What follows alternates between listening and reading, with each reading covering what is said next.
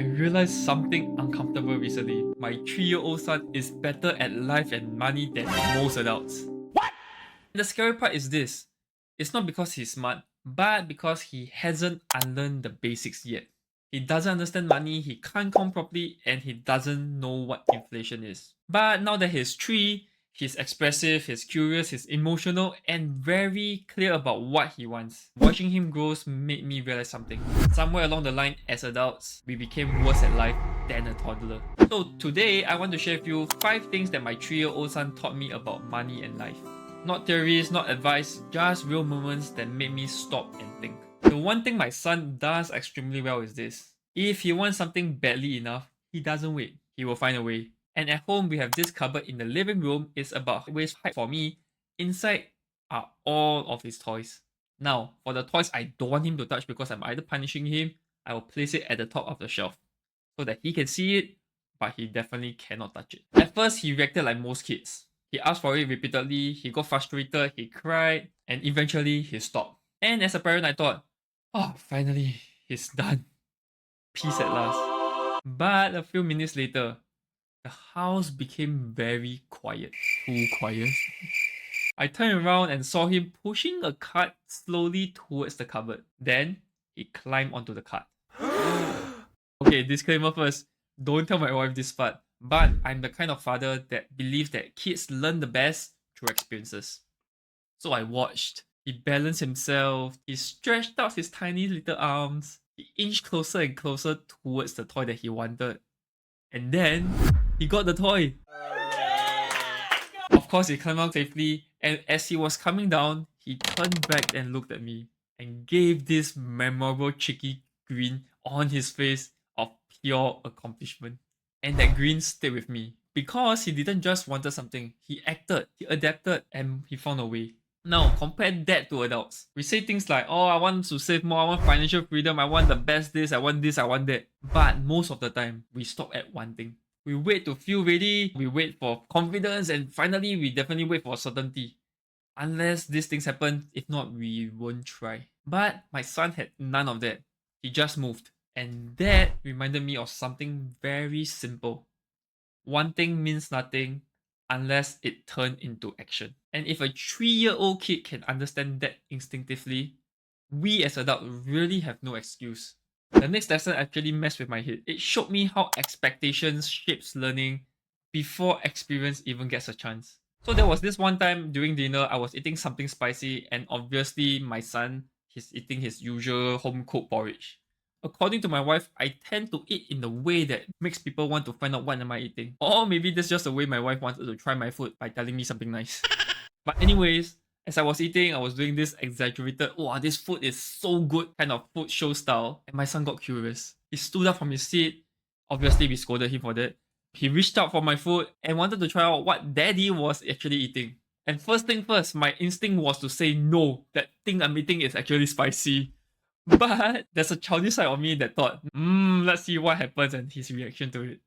So I took a little bit of my noodles, put onto his spoon, and eagerly enough, he put it into his mouth. The moment he put it in his mouth, I saw his expression change in 3 stages within seconds. First, excitement. And then confusion. What is this? And then pure regret. Ah, daddy! So he cried, he reached for water, total chaos. But was it worth it? Yes. From that day onward, red food to him was spicy. So another day, another meal, I was drinking local coffee and he saw for the first time that I was drinking this and he wanted to try. He asked daddy, what is this? But this time, I really didn't want him to try because a toddler on caffeine was definitely not something I'm ready for. So I said one thing, this drink is bitter, and I made a very disgusted face. And to test it out, I then scooped a small teaspoon worth and put it in front of him. I truly thought that he would still try. But he actually leaned back, shook his head, and pushed my hand away. And from that day onwards, he had never tried coffee. The same child, but different outcomes. The only difference? Expectations. That moment actually made me realize something uncomfortable. How many things in life I avoid, not because I have experienced them before, but because somebody else told me what to expect. You cannot sit like this, you will fall down. Oh, you cannot hold the knife because it will cut you. so many examples in my whole life, and it works the same for money. I've seen so many people fear of investing, change, or even growth not because they have failed before, but they have inherited fear. And to be honest, sometimes expectations are the biggest barriers of learning. Now, if you're a parent, you definitely understand the next one immediately. Taking a nice family photo is ridiculously hard. Everyone must smile and must cooperate with the photographer. And if a kid doesn't want to, good luck. There are so many occasions that I want my son to look at the camera, but when he really doesn't want to take a photo, he doesn't negotiate, he doesn't explain, he doesn't justify, he just says no. And as a parent, yes, I do get upset at times. But when I reflected on this, I realized something. I'm very glad that he said no and he has his own stand. Because somewhere along adulthood, many of us lost that. We say yes even though we are really uncomfortable with it. We spend money when we don't want to spend. And we stay silent when something doesn't really feel right, especially at work. And then we pay with it emotionally, mentally, and very often financially. So my son actually reminded me that boundaries are not rude, they are actually protective. And if a 3-year-old can say no clearly, we as adults should be able to do so. Now, growing up, I asked a lot of questions, and a lot is a lot. Why this? What's that? As long as I don't know something, I will ask. So much so that the adults around me will always ask this, Xiaxuan, why do you have so many questions? And eventually, I really stopped asking. Because what's the point if people are tired of answering? They are tired of answering. I'm tired of listening to the same sentence over and over again. And suddenly, I heard the same sentence coming out from my own mouth. Kaiser, why do you have so many questions? And the moment I said it, it really hit me. I was repeating the same thing that made me stop asking as a child. And that really scared me. Because curiosity is not annoying. It's learning in action.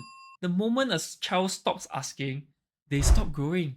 And when I look at so many adults today, we think we know enough.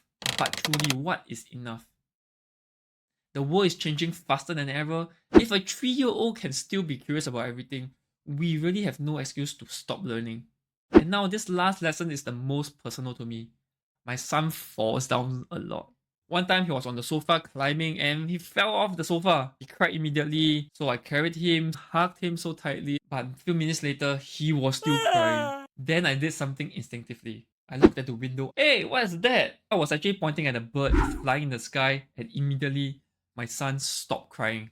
Oh, his eyes were still red, tears were still there, but his attention was focused on the bird itself. And after a while, I asked him, Kaiser, are you still painful or not? He shook his head, he actually wiggled out of my arms, and he went back straight into playing on the same sofa that he fell from. And that moment stayed with me. The pain was real, the fear was real, but once it passed, he let it go. But adults, we don't do that.